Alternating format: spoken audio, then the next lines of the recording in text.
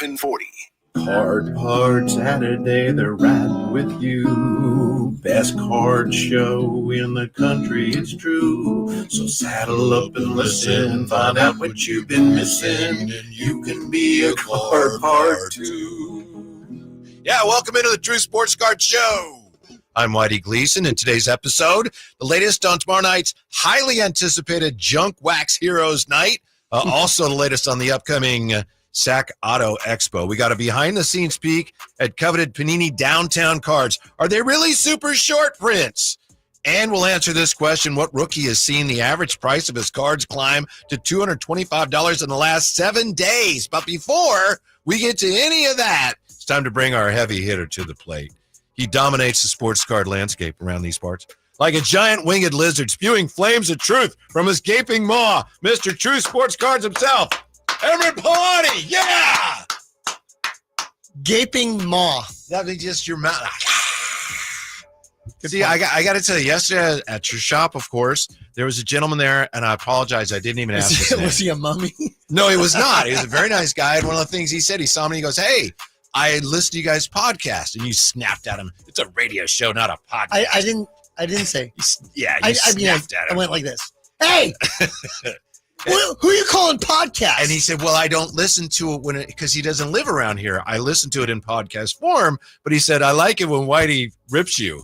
And I felt badly about that. So today I decided I'm not going to go after Emran. I'm going to build him up. So my turn. Yeah. My turn to go after you. Oh, did you see what he was bringing to get graded? He had a lot of stuff I didn't really awesome look. Stuff. He had Curry autographs, just a bunch of cool cards to get graded. I'm really happy you brought the stuff in. So is he the one that had the Kelsey Plum that you were almost literally drooling over? Maybe. Okay. My wife is listening. Kelsey Plum is a very ugly woman. No, she's not. Well, just the value of the card, I think, is what you were so excited about, right? She's a gorgeous player. I wanted her autograph card. He brought it in to get graded. So, yeah, big fan of Kelsey Plum. I've always liked her, even when she played in college. So, that lefty shooting stroke, yeah, she's awesome. She's awesome. All right, so we have some cool stuff to talk about. Where do you want to begin, point guard? Can we start with tomorrow night's big night? I'm really looking forward to that. So you'll be there? Yes, this is a great promotion. So, as a 47, going to be 48 next month, year old, we collected when we were little. I collected, my 10-year-old self was 1987 Topps, the wood border, as everybody knows, my favorite set. And, I took those cards from house to house as I moved around, because these cards are going to be worth a ton of money when I grew up.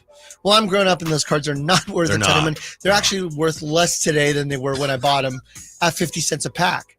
But that's the fun and nostalgia of it. I still love the Bo Jackson Future Stars 1987 Topps. Or how about the 1986 Donruss Jose Canseco rated rookie with his little tiny stash that he had on there?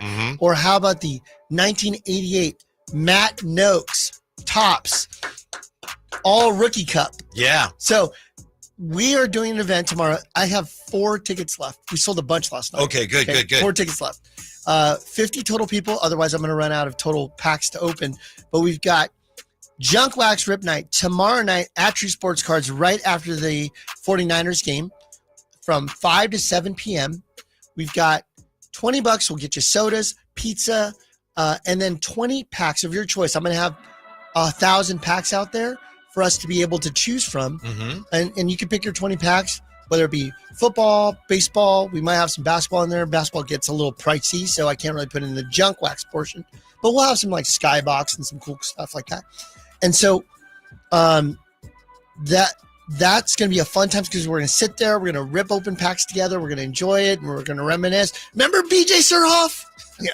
Look at that. I pulled the BJ Surhoff. He keeps coming up. It's interesting. BJ Surhoff. You must have gotten a lot of BJ Surhoff. Well, I thought he was going to be the next guy. I mean, played for he was a catcher, played for the Brewers, 1987 Future Stars. And then, obviously we had Greg Jeffries as a rated rookie. And so there was all kinds of these cool names that you remember that you thought were going to pop and turn into somebody big, and they just never did. Chris Sabo. How about Ricky Jordan? Tom Flash Gordon. Yeah. I'm naming names here that you're just going, whoa, these were guys that were supposed. Jerome Walton. Yeah. How about that? He's going to be good, Aaron. I still think. Jerome Walton. Yes. Yeah, I'm trying to think who else was in those batches. Mark Race turned into a fairly good player, but never the Hall of Famer that we thought he was going to be. I'm just going through some of these names. Yeah, Greg Jeffries, Mark Race. I had their rookie cards, and I remember thinking, nailed it. Rick Galvez in the YouTube chateau says Kevin Seitzer. Uh-huh. Right, Kevin Seitzer. Mhm. We had Kelly Gruber. I'm trying to think of all these names that were out there. So yeah, Sabo was a big one. Todd Zeal. Mhm. How about Todd Zeal? So some of these guys turned into okay players. Greg Jeffries was a 2-time All-Star. Matt Noakes was a 1-time All-Star. Well, as you know, the 87 tops you mentioned, that's like Barry Bonds rookie, Barry Larkin rookie. You know, those you'd think those would be, wow, those are highly sought after cards. Yeah, but they're rookie cards of great players. Hey, Rick Galvez says Damon Berryhill. Remember him? Catcher for the Cubs, right? Yeah. Yeah. So all these unique, fun names that we're reminiscing on. And one of those fun, unique names is going to be there tomorrow night. What? So we have flying BJ Surhoff. Better. Flying in from San Diego tomorrow is going to be Matt Noakes. He's going to be there in the store. So we have a bounty, and I have plenty of complete sealed sets from the 80s and 90s, like 88 score, 89 score, 91 upper deck. I have all these complete sets. We're going to run some fun bounties. So if you pull a Matt Noakes card from your packs, your $20 worth of packs, and you pull a Matt Noakes card, not only will Matt sign that card for you, I'm going to give you a free complete set. Turn it into a bounty. We'll have a great time tomorrow night. That's tremendous. Yeah, I'm excited about it. So I would love to know other names that you guys have thought about. If you either text us on the text line at 916-339-1140 or 1-800-924-1140 if you want to call in or talk about it in the YouTube chat. Did I give you the right numbers? I wasn't paying attention. I was looking at Matt Noakes' number. I was going to say, are you 339-1140, 1-800-922-1140. Seriously, I was looking at Matt Noakes. I want to make sure I had this right. Yeah. Because he was, let's see, third in Rookie of the Year voting in 1987. And he behind who? 32 home runs that year, and he was an all-star. By who? Who did he come second, third place to? 87 rookie there. Who would that? Do you know? I should know that. I'm just trying to think about who that would have been. Anyway, yeah, at the time, and he had a very, very nice career. He caught Jim Abbott's no-hitter. That's right. And you're going to be interviewing him tomorrow. Yes, night. yes. So if you don't love, if you're not enamored enough by the star power of Matt Noakes, come and meet Whitey Gleason tomorrow. Sure. Yes. It's funny. Guys, inside baseball here. When Whitey's at our shop often, okay? He's always there. Sheena, if you're listening, he's there when you can't find him. He's usually either gardening in the yard or he's out there at the shop. And when people hear him talking, because Whitey is obviously on YouTube and you can see him and he's been a legend. And I say that he's a Hall of Famer and he goes, I don't know where that is, but if I'm in it, that's great. Somebody let me know where to show up to get my jacket. And but they hear him talking in the store. And Whitey off air is a lot more demure and quiet than you think he is. You really are. So then he'll just talk like this, but he's still got his radio voice. I'm sitting there looking at cards, then I'll hear, and you're talking to somebody, you go, hey, you ever listen to the radio? And I go, oh no, here it comes. Here it comes. And then I go, well, what you do to me on this show as an intro, I do with Whitey Gleason in my shop. I go, hey, do you guys listen to radio? You ever listen to the Drive guys? Yeah, you know that one voice? It's that guy right there. And Whitey's like, oh, please, I just want to look at 1974 basketball cards on piece. By the way, we're both, once again, proving we're both idiots because that was Mark McGwire was Rookie of the Year. 87. We probably should. When he hit 49 home runs, my yeah. favorite player growing up, except for that part. Yeah. It was Mark McGwire. Kevin Seitzer was second. Matt Noakes, Mike Greenwell, Devon White, Mike Henneman, and Nelson Liriano, top 6 Rookie of the Year. 1987. Mike Greenwell, prayers up. I heard that he was diagnosed with cancer. As a cancer survivor myself, Mike Greenwell, best wishes to you. Yeah. You as well? Yes. That's right. I think we both had the same. I think we did. Yeah, I think we did. Mm-hmm. All right. So Rick Alves is on one today. He's talking about I don't need Whitey Shooty Babbitt stories.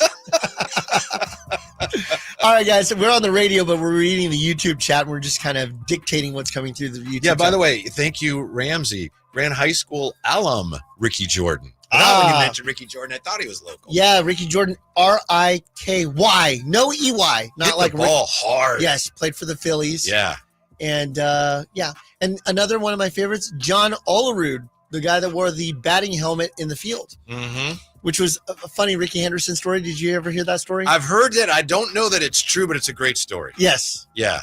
Really quickly, yeah. Olerud had said that he played with Ricky Henderson. No, they were on the Mets, and Yes. Ricky said, "Hey, I used to play. You wear a on the helmet? Blue Jays with a guy who always wore a helmet." And Olerud said, "Yeah, Ricky, that was me."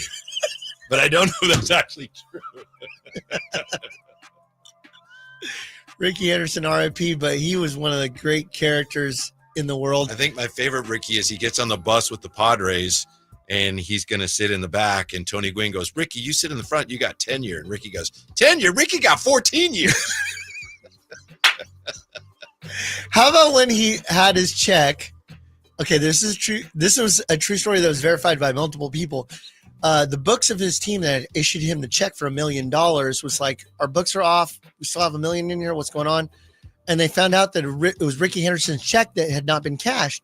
And Ricky, I guess, put it in a frame and put it on the wall and never cashed the $1 million check. So the books were off. They're like, go cash the check. He goes, oh, okay.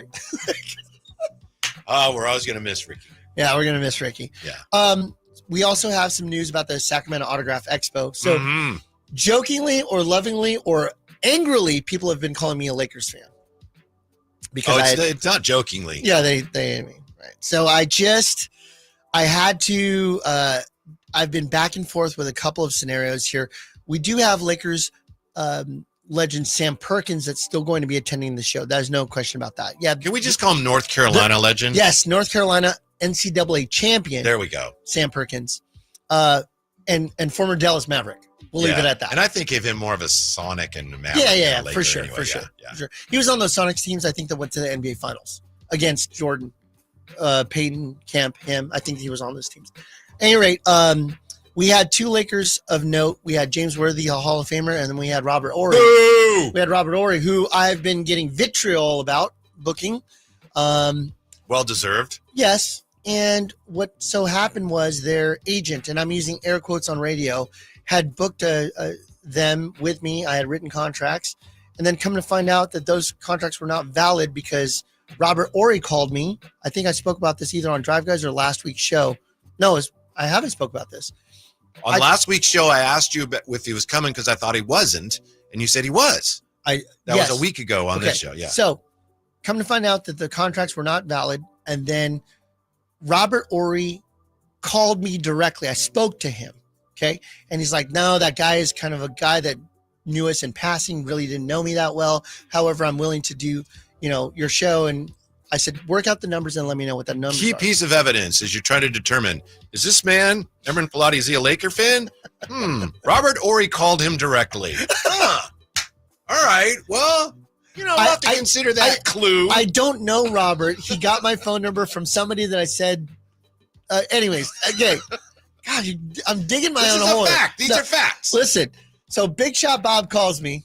I like to call him Big Shot Bob because we are, best of friends. But let's just say Horace Grant knows him, okay? And Horace Grant knows me. So by 6 degrees of separation, Robert Horry got my phone number. He called me. Okay, proceed. We've got that in our notes. It does not. It's on the record. We have that on the record, right, Anthony? James Worthy. I'm writing it down right now. James Worthy is officially not doing our show. We may have him come to In-Store and Shop. So keep this in mind. Past this show, I'm going to have somebody signing autographs, minimally one per month, every month until the end of time. So we're always going to be booking people out. Is that news to you? To the end of time, I didn't realize, When I'm long gone and Beckett's running the show, Whitey will still be around. Okay, yes. Like the old, you'll be the Stonehenge of our store. Sure. You will be there for years to come. Yes. And so we'll have Big Shot Bob at the store at some point. We'll have Worthy at our shop at the same point. I'm flustered. Okay? So you're saying Big Shot Bob is not going to be? He's not going to be at this show particularly, but he may be with us in the next 60 to 90 days in our shop, if that's what we could do the details on. But that's if you're wondering, wow, can I go to this expo if Robert Horry's going to be there? You can go because he's not going to attend. Yes. But that's okay. I did announce this week Spud Webb. Spud Webb. So the 1986 Slam Dunk champion and the Kings player played for the Kings from 91 to 94. Love Spud Webb. Great guy. I've met him multiple times. Awesome dude. He's 62. What does that tell you? That's amazing to me. Mhm. I remember watching the 86 Slam Dunk Championship as a 9-year-old. And now I won't mention that I really thought Dominique Wilkins should have won that, but I won't mention that one in particular, Yeah. There were a couple that I thought he should have won. Dude. But I get it. dude. He Spud Webb threw was an amazing. he threw an alley bounce and then dunked it as a 5'7" guy. Mm-hmm. You win. You should win just for being able to dunk 5'7", let alone what he was doing. Mm-hmm. It was insane. Mhm. Reverses, and I think he's going to do that at the Expo. When he was a rookie, I saw them play against the Warriors, and they used to put on a show, Emran, in pregame. I mean, they put on every night The Warriors? pregame warm-ups. What year? The Hawks. Oh, Hawks. A dunk show with him, Kevin Willis, and Dominique. I think Doc Rivers was on that team. I don't know if he dunked. But years later, I talked to their coach, Mike Fratello, about that. He said, yes. He said, I had to tell them, guys, you're expending way too much energy in the layup lines with all these dunks. You got to save some energy for the game. But it was a show. Who is that other guy on that team? Tim McCormick. I'm thinking about some of the players. Elo was never on that team. I'm trying to think like John Koncak? Contact. That's what I was thinking about. Not Tim McCormick. I don't even know if that's a real guy. I think that's a Steve White of the NBA. No, there's Tim McCormick. Is there? Yeah. Yeah, John Contact, Yes. who had a massive contract. Mm-hmm. John Contract. John Contract. Yeah. Boy, we are old. Jerry's got great stories about coaching John Koncak in Yeah. a high school all-star game. Oh, really? Yeah. Where he's like, I must be invisible. No one's thrown me the ball. My favorite is how White Mamba, Brian Scalabrine, was getting torn apart online about, you suck, you're terrible. He goes, I'm closer to LeBron James than you are to me. Yeah. Well, not by proximity, but how good Sure. I am. Yeah. Because the bench guys, the 12th man, the guys that never get off the bench, can smoke anybody on earth with the exception of a few people. Maybe the people that are, going into the game, or maybe some high-level college players. But these guys are no joke, the very Right. best in the game. All right. Right. So we did add Fred Biletnikoff. Freddie B will be there. So that's I don't know exciting. if that's going to work. Why is that? Well, if he signs a card, Fred Biletnikoff, which is great. I love Fred Biletnikoff. How are you going to get the card out of his hand? With all the stick 'em. Oh, you're using the stick 'em joke. You know what? We're having fun already. You here. know what he says? Can you change pens? Nope. Right. You're getting black Sharpie until the end of You're this going to have show. to open the one in my hand and then put another No, ink cartridge He in has there. he has 4 pens all in between each Yeah. finger, and he goes, "Which color do you want?" And Yeah. then he's Uh-huh. using red for this one and black for that one. Right. Yeah, poor That's great. So we have Freddie Biletnikoff there. So that's an exciting thing. We still got 20 guys coming there. And in fact, 5 current A's players who are playing awesome. We have other stuff that's exciting to announce. In December, we have Matt Williams that's going to be signing in our show, in our shop. I apologize. So Mhm. that's to be known later. I'm working on a Hall of Fame player from the LA Rams who's going to be joining us. Oh, LA. What's it? LA Rams. LA Rams. Oh. LA Rams. Hmm. When I say that, I mean he never played for St. Louis. He was only in the Rams. Of course not. How many Dodgers are coming in?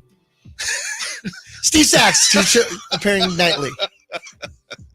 All right, enough about that. Go to SAC Autograph Expo, SACAutographExpo.com right now and pick up your tickets. The VIP tickets gives you almost 10, I think it's 10 free autograph guests, including Lance Blankenship, Willie McIver, who I'm going to name 3 A's that are there now. Willie McIver, Carlos Cortez, Justin Sterner. So you're getting them free. Ruthie Bolton Holyfield, LaSalle Thompson, Tank Thompson.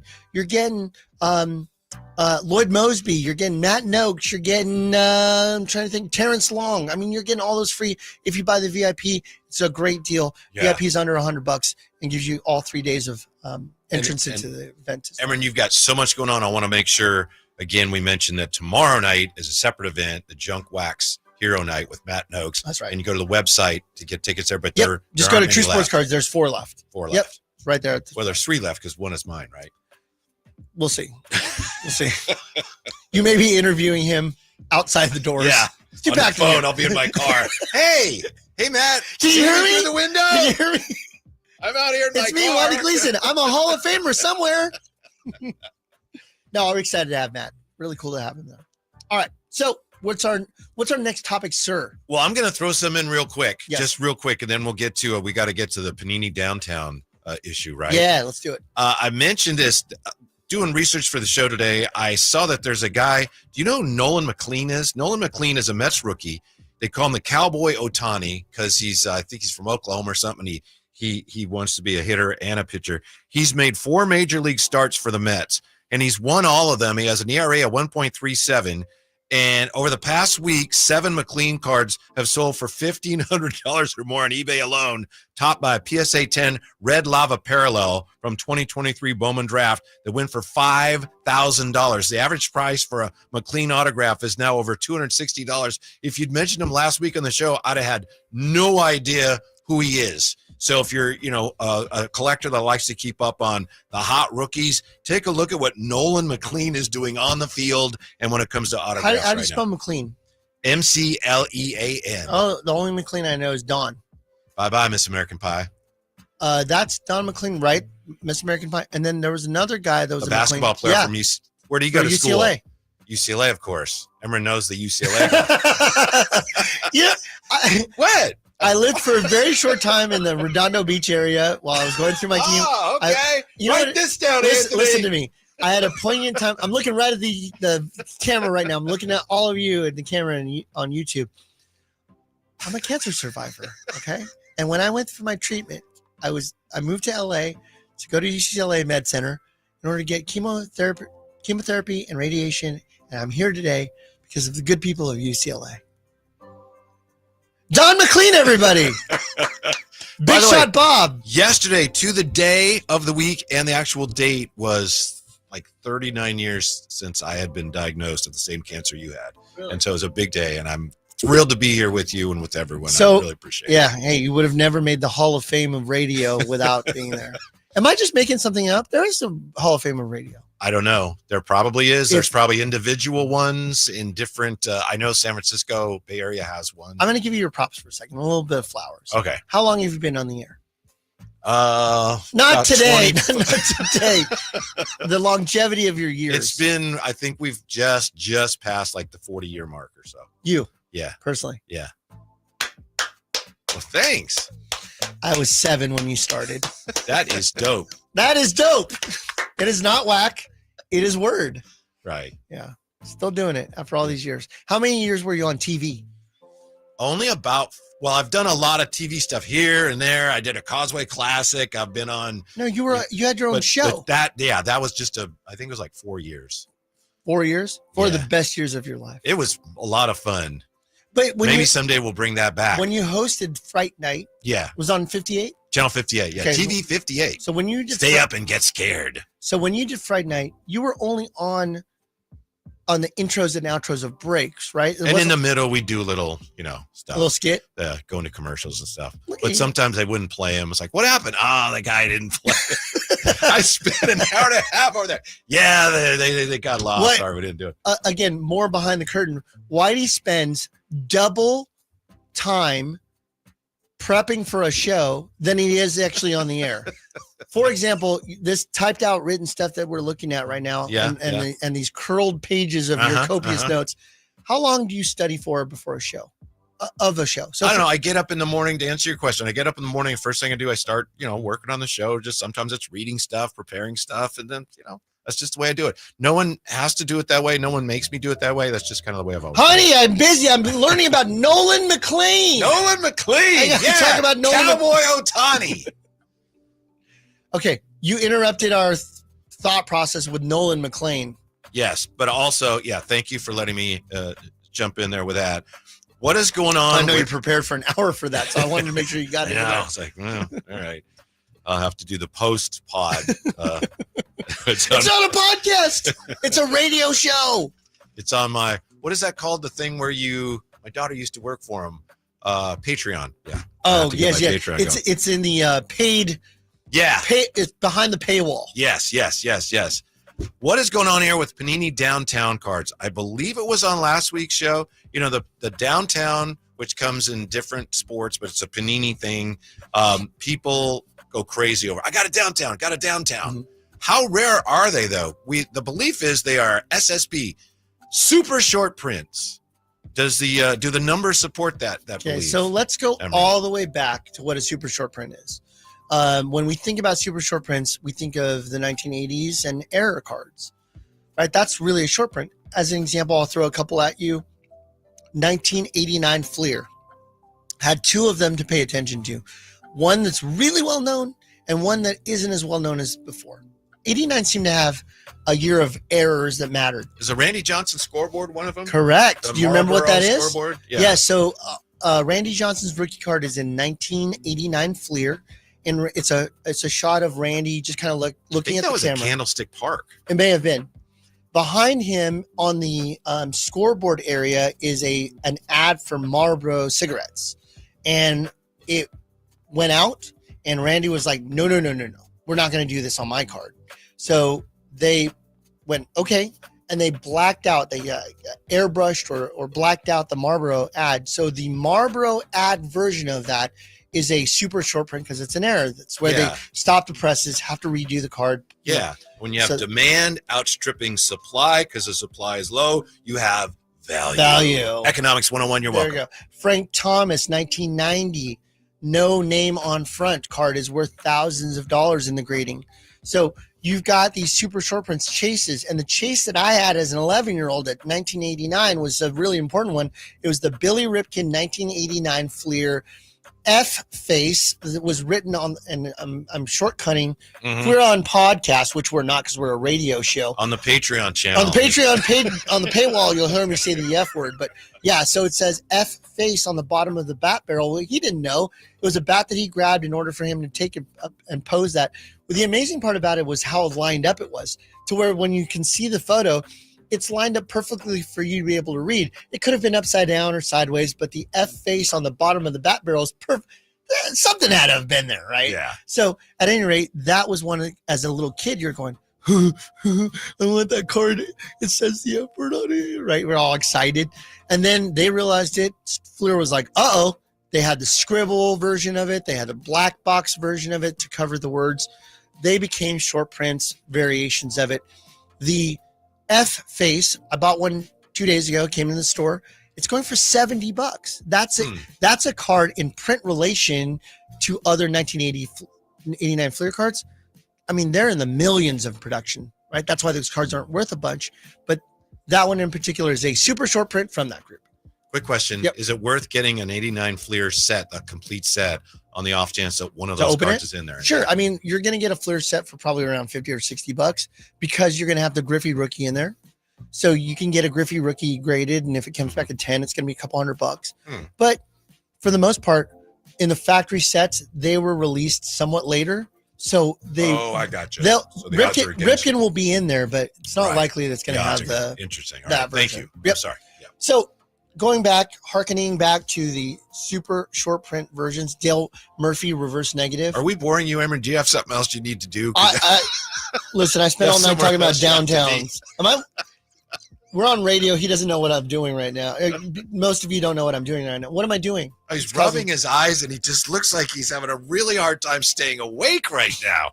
And like I say, we can, if you need Is to go in the other room and take a nap. I'm the only person that can fall asleep to the guy talking, and I'm the one You're the talking. one. Yes. This is boring. But this leads to the conversation of super short print. So where are we today? Dan Anderson from Mojo Break was here last week, and we talked about case hits and how limited are really limited cards. Panini Yeah. in particular. I think we were also talking about what Panini will do when they lose a license, and he mentioned, well, they still have things like Downtown, so they have some brands that are well known, and Downtown is one of them. Correct. Yeah. Kabooms. Yeah, exactly. Color blasts Mhm. or color wheels. Like there's a bunch of different ones that Panini have created. And so, I did a little bit of research after Dan's show, and I was like, well, let's just go with Downtowns. It's always a hot topic. It's always a card that sells pretty often in my store. As soon as we get them, I don't think we have them more than a couple of days. They get picked up.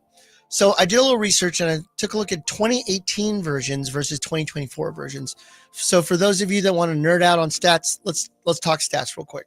So in 2018, and I'm talking about football only. Don't worry about basketball or baseball or any of those. I'm talking about football only. In 2018, I'm using the PSA registry, meaning what has been graded through PSA. And caveat and asterisk to this, don't forget, low grade cards, the owners, when they get them back, are highly likely to crack them out. Mhm. Crack. Let's resend it. I'm going to clean it. I'm going to resend it. I'm going to do whatever. I'm going to polish it. I'm going Not to a 7 no more. I have a PSA 5 crack. I'll just sell it raw.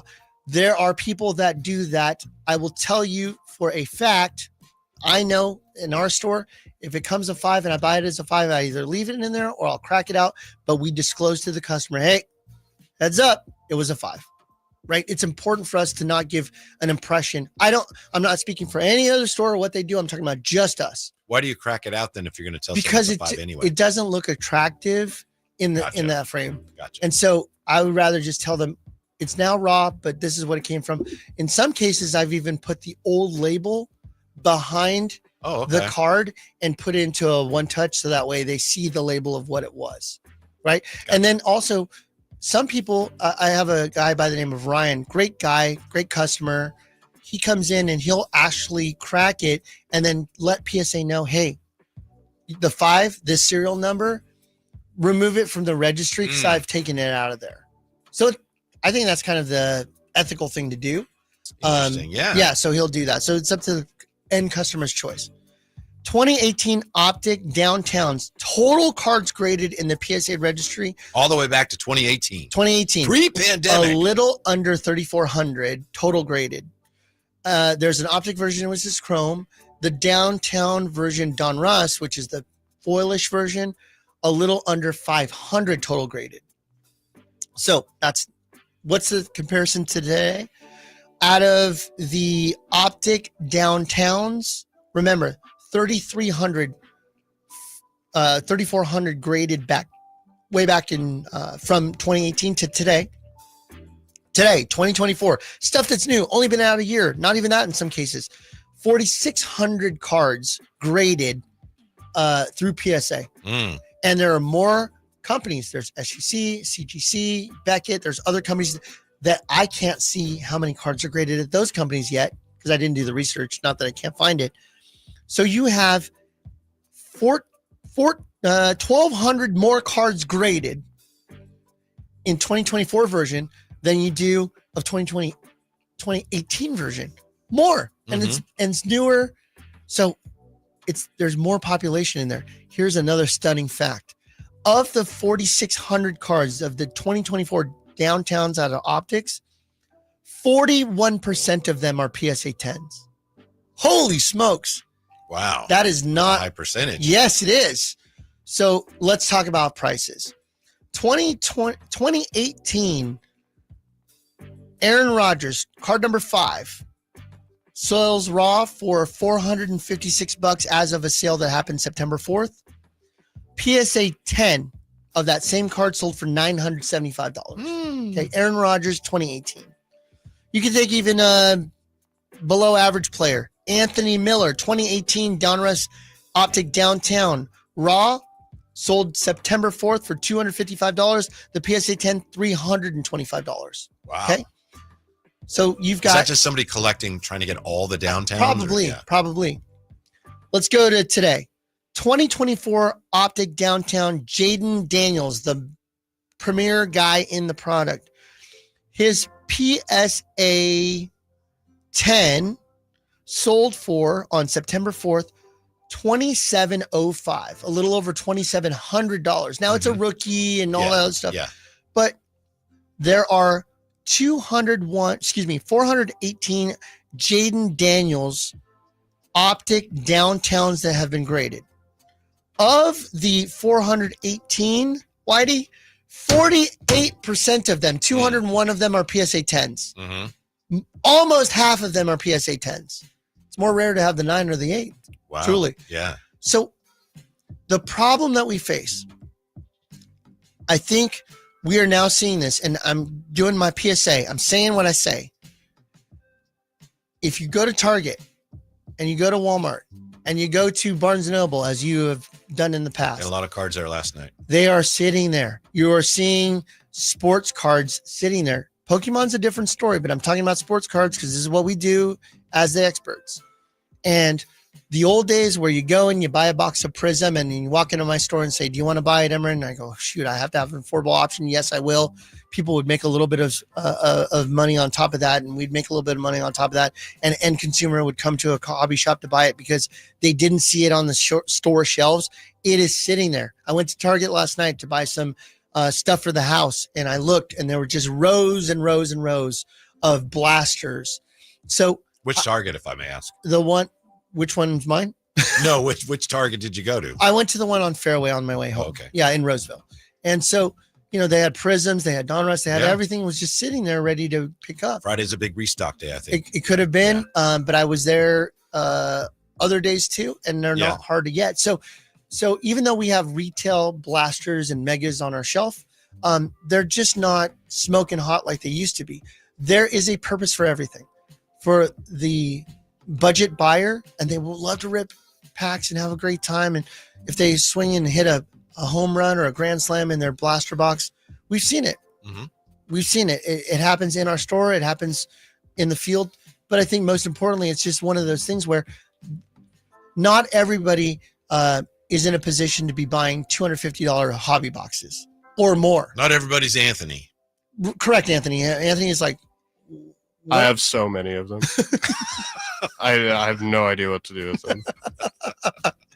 That is sarcasm in a jar.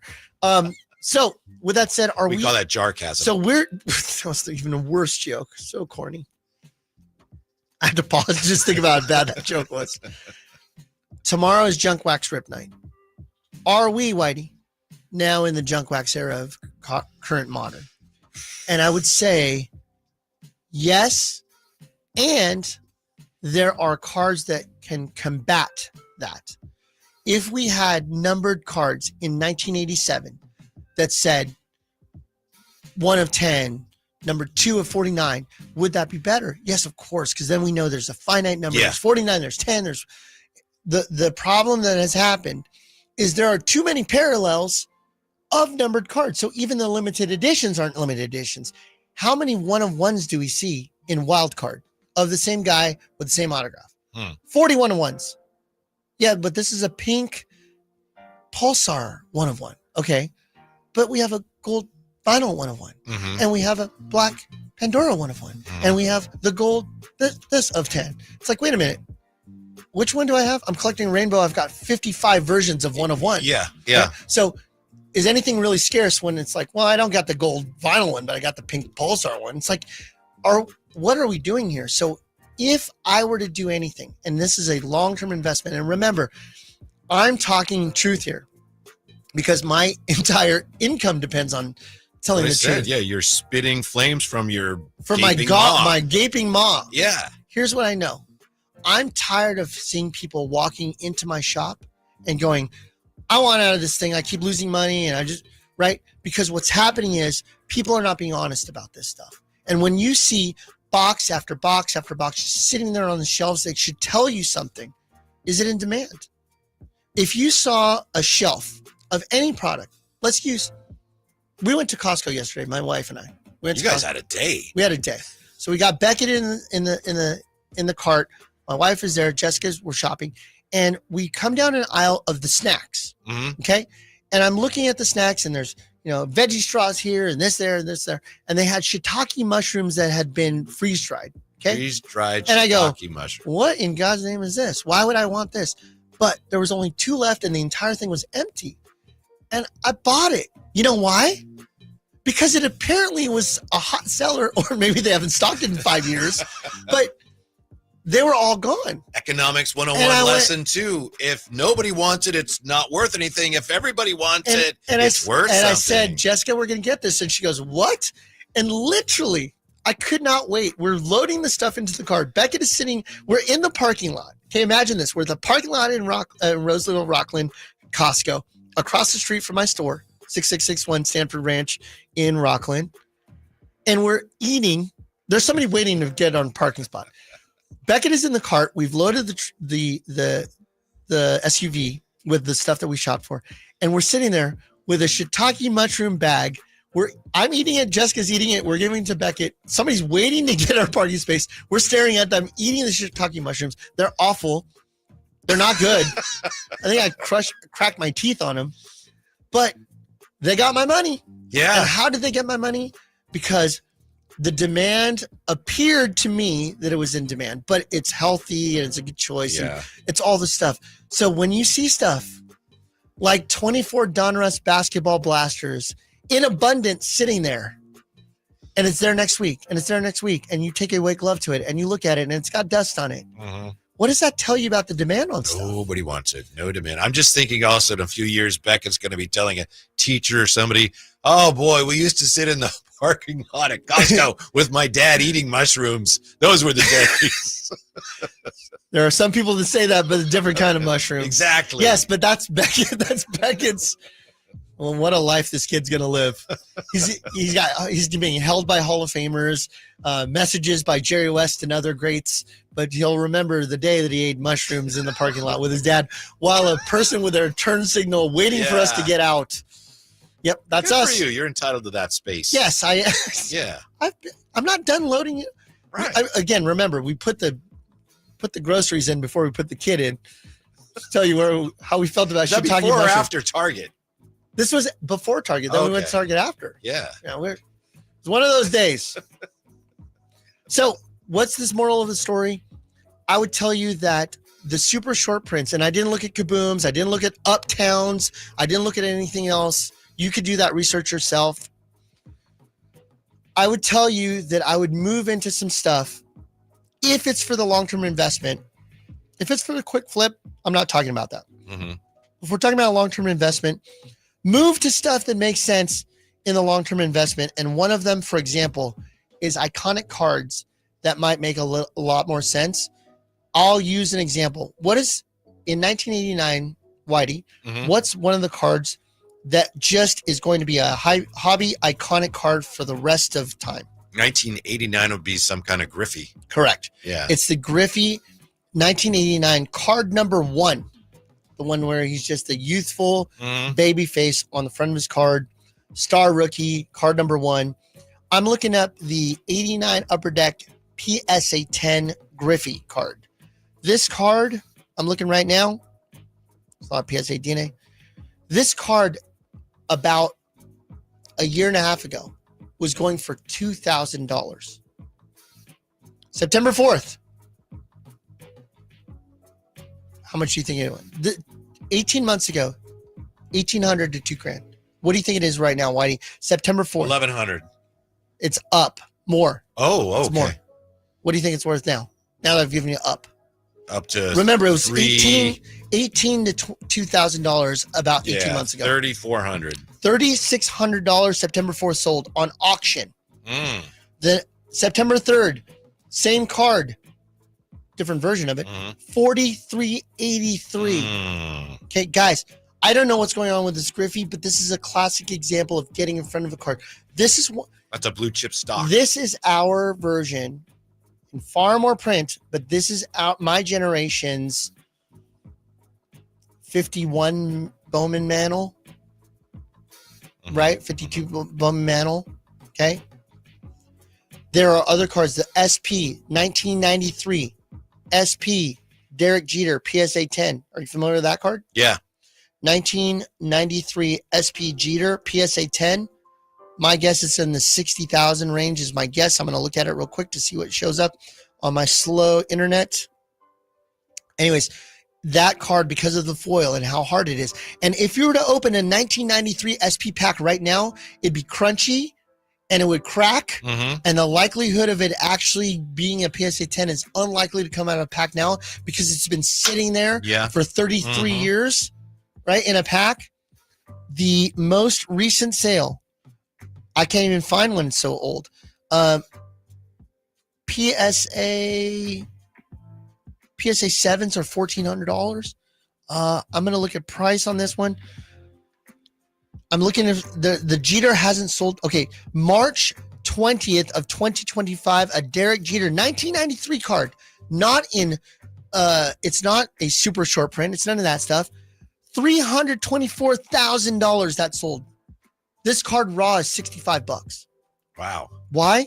Because it's that hard to get. Mhm. So what I'm telling you, audience, as I'm looking into the YouTube camera, I'm telling you right now, it makes a lot of sense to move out of these larger, More super speculative. right. Yeah. You talked about speculation before we went on air. You talked a little bit at saying you were going to speculate and buy a few Jaden Daniels cards Mhm. this year. You Mhm. believe in him this year? Yeah. There's nothing wrong with Right. your decision. Yes. That's what I'm thinking of doing. Mhm. Mm-hmm. Case in point, something to worry about. Jaden Daniels had an awesome rookie year, went to the NFC championship game, almost made the Super Bowl. His cards would have went through the roof if he had won the Super Bowl. Not that they didn't already. But let me remind you of a name from the previous year. C.J. Stroud. Mm-hmm. C.J. Stroud did nothing wrong. Played great his rookie year. Played above average his second year. His team didn't see the level of success that they thought they were going to see on the spike trajectory for multiple reasons. He saw a 30% drop in value while not doing anything to warrant that. Why? Well, look at that shiny thing over there. Mm-hmm. That shiny card over there is Jaden Daniels. Interesting. So who's this year's Jaden Daniels? We don't really have one, although I believe it's probably going to be Jackson Dart. He looks good, Yeah. but he's got to get on the field. He's already moved into the second position. Cam Ward, baby. Cam Ward, if he gets enough, a bad team gets, it's tough. Do you know who the running back is for the Titans? That's a good answer. Yes, Right. So when you don't have a complete team, it's tough because you don't have a running game, meaning everybody's going to blitz them. There's lots of factors that come into play. Don't just take the name and go, that's going to extrapolate to great success in the NFL.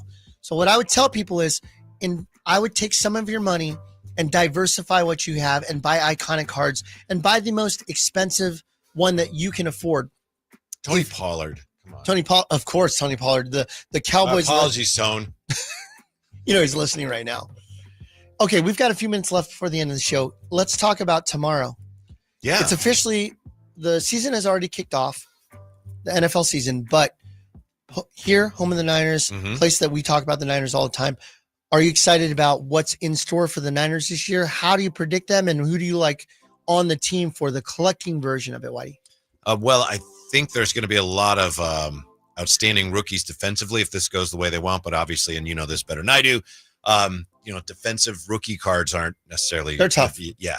I mean, you got some guys like Bosa. Bosa sells well. Fred Warner didn't have a lot of rookie cards. He only had like the Prism, so he didn't have it across multiple brands.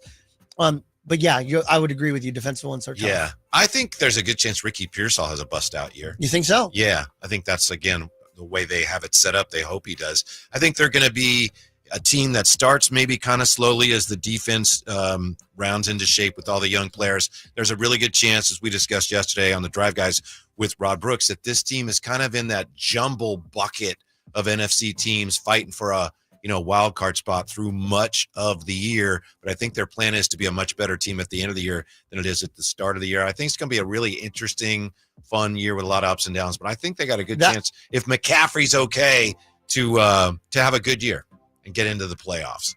My calf re. Yeah, exactly. Get it? My calf re. Now, what would you say if I'd said that? That's Boo. the worst joke. Boo. I'm stopping the show. That's so bad. Terrible joke. That's kind of the Chiefs mentality, right? Just get through the regular season. We'll make our noise in the playoffs. Get there healthy. I mean, the Chiefs look at an 0-1 and go, Yeah, but I think it's different in the sense that the Chiefs have been there and they're done just it. trying to get through, and the 49ers have to actually hope that everything sticks and that they're relying on a lot of young guys defensively. But they've done it. They've been there. A lot of these guys multiple haven't times. done anything, like multiple defensive starters. Super Bowl multiple times within a short period of time. This is the window, though, closing for sure. Uh-huh. Even with Brock signing that long-term contract. Again, when you have an iconic franchise like the 49ers and you have the iconic position, which is quarterback, and you have a long-term solution for it in a long-term signing of Brock Purdy, he's a safe bet to buy into. Again, I would stay away from, if I were looking at it from an investment standpoint, I would stay away from anything that's not numbered and graded. So I would go with graded versions of numbered Brock Purdy rookie cards. That's what I'd be going for. I would probably stay away from base rookie cards that are graded as far as an investment is concerned. If you want to buy it because you love collecting, by all means, please do. But I'm talking for the people that walk into my store and get frustrated. I want you here collecting cards in 2020 and 2030, 2035, 2040, 2050. And what's happening is I'm watching people go, I'm done with this stuff.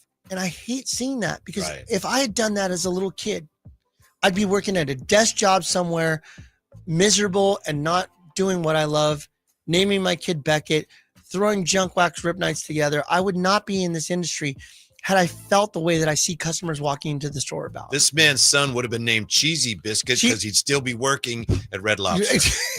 Am I right? You would have named your son Cheesy Biscuit. Rockzilla. I would have called him Rockzilla. I would have called him the Admiral's Feast. I would have called it. Meet my son. Feast. Hey, it's time for dinner. Hey, where's the Parrot Bay Jumbo Shrimp? Who's that? That's my son. I'm a fan of Red Lobster, by the way. I'm a fan. I worked at Spaghetti Factory even longer. Oh, okay. You know, I was the manager at the old Spaghetti Factory in downtown on J Street. Who? Me. Oh, okay. I You're was pointing back there. Anthony was the manager. I'm pointing to J Street. It's that way. I see. I worked there. I know. Spaghetti Factory. You mentioned the word iconic, and I don't know for sure if we have enough time. We have enough time. I've been dying to do this today. A new feature that Emran mentioned before the show: 3 iconic cards that are attainable. We have fanfare and everything. The Griffey can be one of them if you pick up a PSA 9. A PSA 9 Griffey would be an amazing card. I'm hoping this becomes a regular feature. Yeah. I love this idea. Seriously. Yeah. You know, locally. How about that fanfare, by the way? Did we not have that discussion? Did I imagine that discussion, Emran? Not that you were here, right? When we. I was probably falling asleep. Was I talking? Was I rubbing my eyes? I would say the 89 Upper Deck Griffey PSA 9 would be an iconic card for you to grab. Okay. And since we brought him up earlier too, 1989 Fleer Billy Ripken F face. The actual, really? Okay. Yes, I would do that too. It is one of those cards that I, as a Gen Xer, will want to have in my collection forever. So it'll always be in demand. You have one too, right? What is yours that, like, your eyes closed? You collect and visit my shop often looking for 70s basketball. I don't know what it is about you with that, but there's got to be a card with you in 70s basketball that you're like, that's my card. Yeah, probably Julius Erving rookie card. There you go. So it's going to be the Virginia Squires 1972 tops, right? Yes. Where he's doing a free with throw. the yellow background. And it says Squires across it. That's an iconic card for you, right? Yes. So there you go. We all have that. And if you have a Generations card, that card, everybody wants 89 Upper Deck Griffey. Okay. We get that every day. Somebody comes in. I remember pulling that card out of that $2, that outrageously expensive $2 card, $2 pack Upper Deck when everybody else was 50 cents. I can remember when it was like, wow, that card's $8. Whoa, I don't know about that. How about the iconic Barry Sanders out of 1989 score?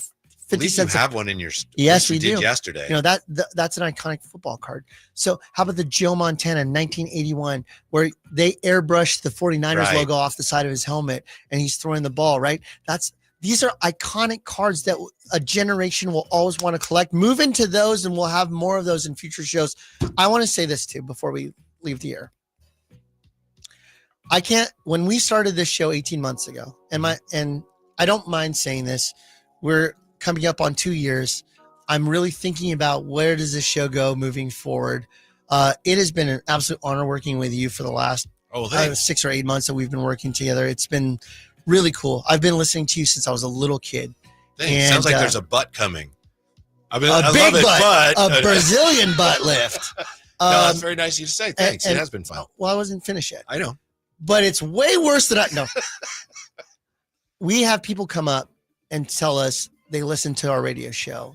And you wouldn't believe how much that means to me, because when I started this venture, I go, who the heck would want to listen to about baseball cards and sports cards and memorabilia on the radio on a Sunday morning or in their car later as a podcast or whatever. It's on Saturdays, actually. What'd I say? Sunday.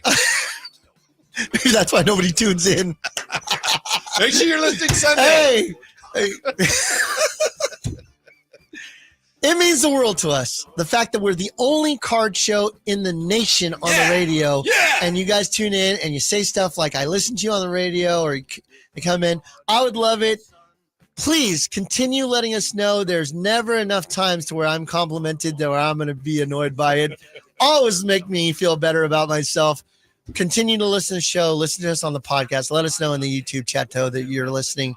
I'm just excited to know that maybe year 3 is around the corner. We'll see how this goes. Thank you, Emran. Yeah. Thank you, Anthony. And we'll see you tomorrow night. Yes. True Sports Cards Junk Wax Rip Night. Wax Riff Night with Matt Nooks. It's tomorrow. We'll see you there. Have a great weekend. Thanks for listening. Cards keep coming. Shop and shop. Keep cash register machines humming. Shop and shop. Every